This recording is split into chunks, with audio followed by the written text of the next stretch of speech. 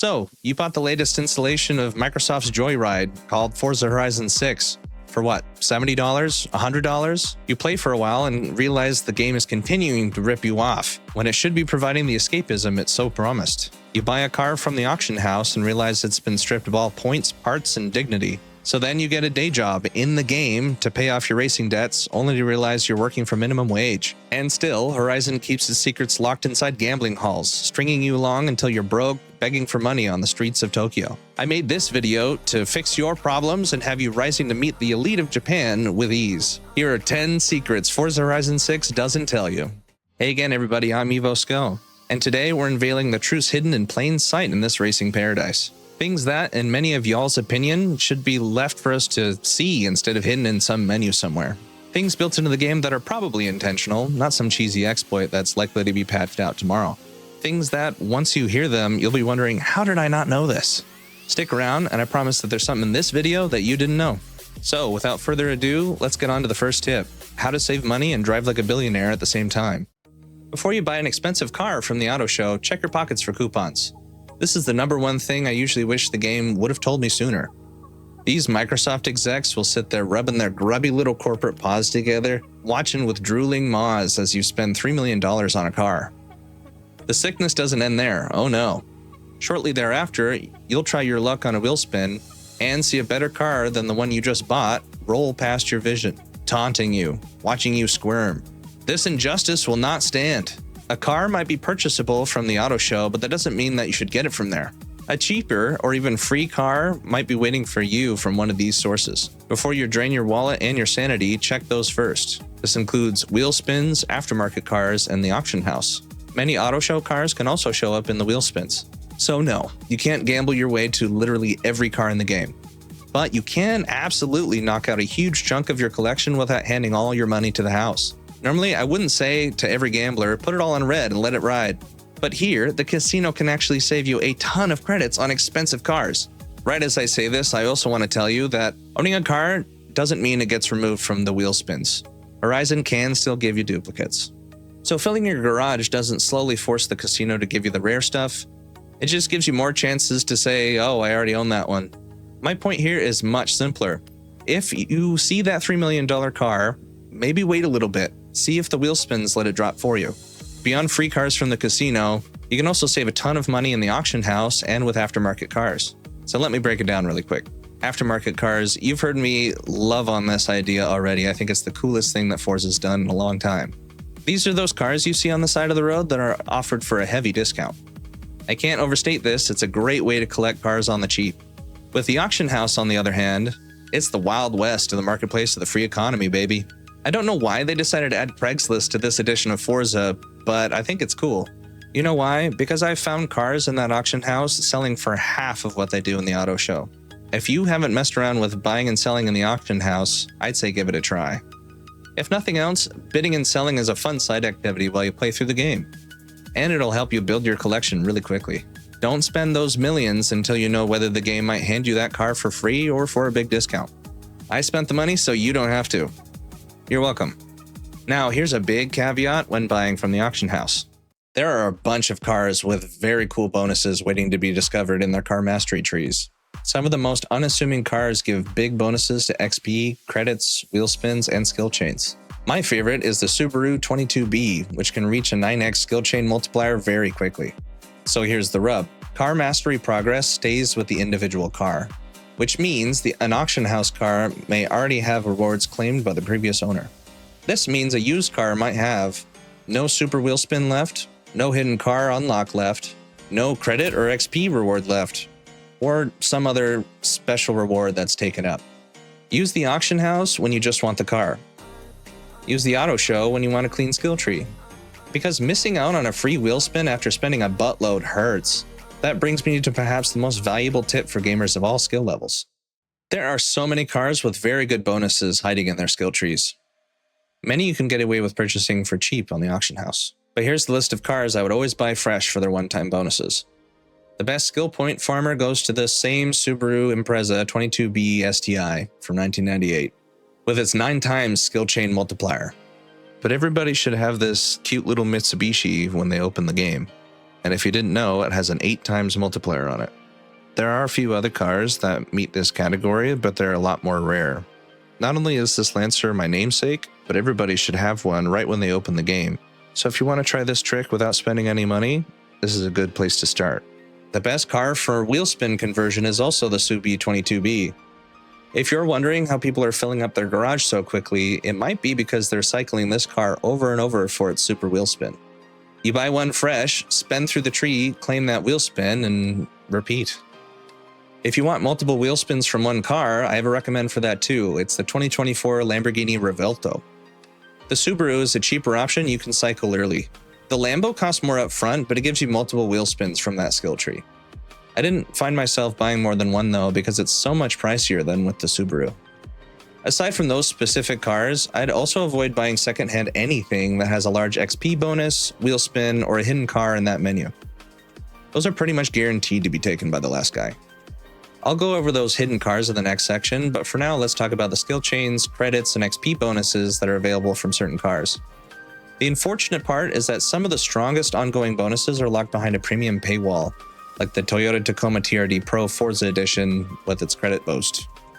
Our only saving grace from spending more money on this thing is that there are a few Forza Edition cars that come with the base game, but they're super rare. My first pick for a moneymaker anybody might be able to get to is the Nissan S Cargo because it's hilarious. I mean, look at this thing. If that's not your style, maybe the Wuling Sunshine S will turn that frown upside down. You get these goated cars when you either snipe them out of the auction house or get lucky with a wheel spin. And just to keep this straight, a Forza Edition bonus is baked into the car. Buying one used doesn't erase the boost. It's the one-time car mastery rewards that you have to worry about. Now that you've been armed with the knowledge of the elite, will you use it for good or evil? Let me know in the comments. There are many secret hidden cars stuck behind a roulette table or some tucked away scroll. They're really out here turning us into gambling addicts, man. They stuck, count them, 45 cars behind wheel spins. On a fresh playthrough, you're looking at less than a 5% shot at seeing that in your wheel spins as a reward. Crazy, right? Now don't get it twisted. Unfortunately, buying the regular wheel spin car doesn't clean out the machine. Duplicates can still show up, so that roulette wheel is not your personal car dispenser. But luckily, not every hidden car is trapped behind the casino. There is a very small list of cars hidden in that skill mastery tree. You know, those skills I've been talking about that you never touch because a 10% buff isn't really worth the button press. Yeah, same. I don't really spend much time looking at these. That's why it took me so long to notice that there are very cool cars waiting to be claimed in those skills. Here's the quick list of the 5 cars that come with a 2-for-1 coupon. You got this Honda here and this Corvette. Those are the only 2 I had in the garage to show you. My favorite here is the Corvette Stingray. You get 2 Stingrays for the price of 1. In for a pittance, enjoy in the pounds, to steal an English turn of phrase. So yeah, I'm really wondering why I didn't see this sooner. Maybe I was too busy gawking at a Ferrari. Oh well, on to more skill tree secrets. When you find a treasure car, what do? Do you immediately take it to the shop and tune it? Do you dump all your skill points into it on the first drive? Yeah, me neither. I usually find myself sticking new cars into the garage faster than they can scream, "Uncle!" That's why if you're anything like me, you may not realize the raw potential waiting abandoned in these forgotten cars. Treasure cars have a strong first node XP reward, around 10,000 XP for 1 skill point. And unlike barn finds, you can use them right when you find them. Don't treat treasure cars just like collectibles to be found later. Instead, prioritize finding them and check their mastery trees immediately. Not only are each of these treasures free, they're each awesome in their own right. Spend some time in these retired legends and you won't regret it. And don't let the fact that everyone can find one in game cheapen what you're looking at. They're kind of like promo cards from Pokemon. Yeah, everybody might have one, but it's still a sick card. These cars are rare, weird pieces of real history. And it's just rad having one in the garage, even when it's only pixels. So as we go down this rabbit hole more, I can hear some of you screaming in the comments already. This is all well and good, man, but how am I supposed to afford all of this? Well, I have some of the solution right here. You ever find yourself grinding in a video game and suddenly wake up to the mundane hell you've subjected yourself to? Like, why am I working a job when I should be having fun? Well, here's a fun way that you can get ahead of the system, and I'm pretty sure this isn't an exploit. Let me show you what I mean.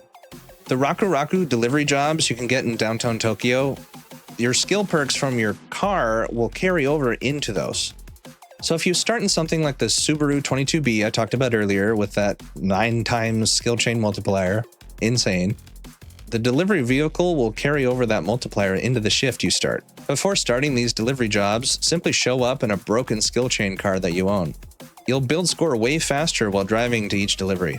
That makes the skill score jobs that you get so much easier to do, and any other deliveries that you're doing in this mode, you're getting those bonus skills. So how does this mean credits? My friends, you buy another Subi 22B and use the wheel spin. You'll be a richer man about every time that you do this. Unless, of course, you happen to be very unlucky that day. And if you haven't tried out these little jobs, give them a go, they're pretty fun. It takes some time to level up your earnings, but once you do, this day job becomes a solid source of quick cash you can actually earn, rather than AFK farming or some other exploit. And here's my piece on AFK activities, because I keep bringing it up. I don't judge. I've done it too. In fact, there are games like GTA Online where you basically have to grind AFK and use exploits to get ahead. FH6 is not that kind of game though. Nobody here gets a trophy for turning their hobby into a spreadsheet the fastest. I think the community around this game is at its best when people actually like playing the thing, messing around with hilarious cars, finding stuff together, and getting hyped when our stupid plan actually works. If speedrunning the whole garage by Tuesday is your thing, have at it. But for the rest of us, the grind is part of the process. It makes more happy juices ooze out of our brain if you work for it. Now that I'm off my soapbox, let's look at some other ways to make your time with Forza a little bit more enjoyable and less of a grind. So here's another great example of something the game really should be telling you. If you fast travel before your skill chain finishes, you lose the chain. This can be especially annoying because the game will rip you out of whatever you're doing when joining an event or race with one of your friends. In the right car, maybe it took you a couple of minutes to get a huge amount of points, let's say 250,000 coming your way. Then you join a friend's race and assume the game kept those hard-earned skills. Unless you're paying attention more than the average bear, you've likely missed the fact that you've wasted your time. That's the kind of unknown horror I like to avoid. So if you didn't know before, now you do. Let the score count and bank before teleporting away or joining an event. Future you will thank you. And while we're talking about banking skill chains, there's something else the game conveniently forgets to mention. A bigger skill chain doesn't always mean a bigger reward. Once your multiplied score reaches 500,000, you've hit the maximum payout for one chain, which is 10 skill points. 1 million points, still 10. 5 million, believe it or not, still 10. Anything beyond that 500,000 mark doesn't earn you any more good boy points, unless you're chasing a clip. And remember, that 500 grand I'm talking about is your score after the multiplier. With a normal 5 times multiplier, you need exactly 100,000 points. But with the Subi 22B and its 9 times multiplier, you only need about 55k or so. So once you hit that cap, let the points cash out. Then start a fresh chain. Otherwise, you're carrying 10 skill points through traffic for absolutely no additional pay. Horizon likes to reward your ambition right up into that 5,001 points. After that, you're just volunteering. Now that we know when to cash out, let's talk about a place where you can build those skill chains without turning your modern Forza experience into an unpaid internship. For those who haven't drank the Kool-Aid, Stunt Parties are match-made multiplayer events built around activities like smashing objects, driving at high speed, and launching off ramps with random people. If you're sleeping on these, you must sleep no longer. These chaotic parties are obviously a riot. But did you know they're great for earning skill points too? They may not beat an exploit farming route for raw speed, but they provide a less repetitive way to earn points while flinging your car around corners and showboating to the server at the same time. Unless you'd rather have the game play itself, like the most boring racing documentary you've ever seen, Stunt Parties are where it's at, in my opinion. They're also great for making friends, honestly. I know, that sounds corny as all get out, but really, the best memories in this game so far are when I join up with randos. We end up adding each other and become friends. And a session, like a stunt party or a big convoy, is really where link skills come into play heavy. The game rewards you for playing with the community. Again, for people who may not know, a link skill happens when you or another player perform the same type of skill roughly at the same time. You don't need to be friends or belong to the same convoy. Stunt parties make this easier because several players are together and we're all kind of doing the same thing. Other crowded Horizon play activities can work for the same reason. And hey, if you don't have anyone to play with, feel free to jump into our Discord. It's still a small server, but it's growing quick. It would be really rad to get a bunch of like-minded folks here in the server, racing, smashing through Japan, together in one session. And as a reward for sitting through that shameless plug, here's one more bonus tip with skill points. Spend 1 skill point on the car mastery tree in every car in your garage. The first node costs 1 point and rewards profile XP, with the amount varying according to the car. It's basically free XP sitting there waiting for you. Anyway, now on to the ultimate thing everyone should be doing in their FH6 playthrough. Here's one of those tiny habits that quietly saves you a stupid amount of work later. Once you've unlocked Horizon Promo, which is pretty early, the game starts putting a little camera icon above all those cars you haven't photographed yet. And normally you might see that icon flying past you in traffic and think, yeah, I'll deal with it later. No, you won't. Later, you'll be staring at a list of 100 cars, trying to remember which version of the Honda Civic you forgot to photograph. So here's the move. At the start of every race, before everyone takes off, open photo mode and turn the camera towards the starting grid. Then hit the promo quickshot button. Every eligible car you haven't photographed inside that frame gets added to the Horizon promo collection at the same time. You don't need to line up some beautiful professional photo shoot, you don't need perfect lighting or anything else. And you also don't need to wait for the photo to stop processing. Just point the camera at that pile of cars, hit that quick shot button, and off to the races you are. And this isn't just for checking off boxes for completion. Every new car that you photograph earns 10 Horizon Festival points, helping you work towards your next wristband while you're already playing through the game. One car doesn't sound like much, but a full starting grid. Then another race. Then another? That adds up real quick. And before long, you photographed a huge chunk of cars from the list without ever stopping what you were doing to grind it out later. That's the part I really wish I knew sooner. Because Forza Horizon 6 is constantly putting groups of cars directly in front of you at the beginning of races, during day trips, at car meets, and cruising around with players. And the entire time, free progression is sitting there waiting for you to press one button. So take the dang picture. It costs you a couple of seconds, and it pushes towards that progression pretty dang quickly. That's the easiest habit on the list, and it kind of sums up the whole video. The good stuff was sitting there the entire time. Horizon just forgot to tell you. And there we have it, folks. 10 more things kept hidden by the Microsoft cabal until a bunch of gamers started comparing notes. And as a huge thank you to everyone who helped me make this video possible, here are the comments that sent me down each of these rabbit holes. Every one of these tips started with somebody in the community saying, hey, did you know this works? Then we took it over to Twitch, tested it, argued about it, broke a few things, and figured out what was actually worth sharing.